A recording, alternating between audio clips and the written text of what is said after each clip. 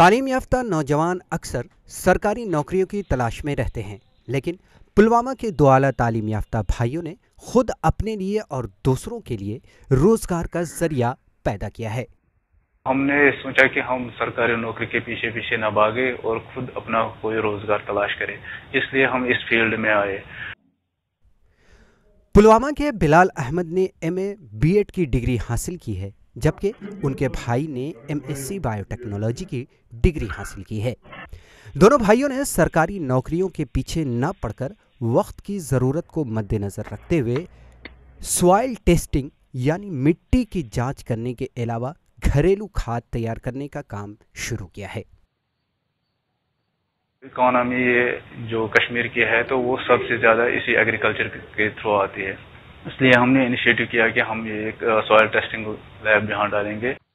یہ دونوں بھائی جانوروں کے گوبر، خراب شدہ میوہ اور دیگر بوسیدہ چیزوں اور کپڑوں کی مدد سے کھاد تیار کرتے ہیں، جو سائنسی طور سے بے حد اہم اور فائدہ مند ہے۔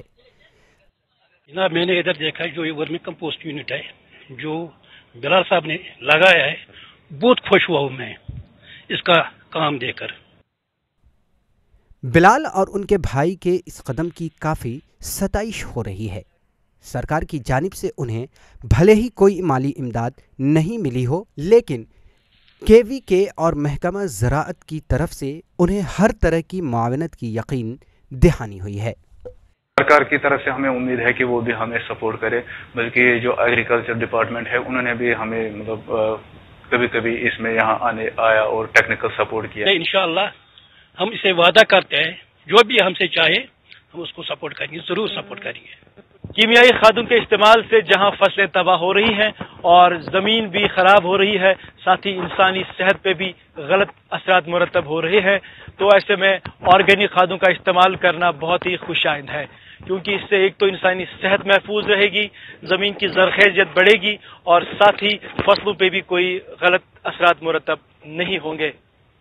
ETV بھارت کے لیے میں شوکت ڈار۔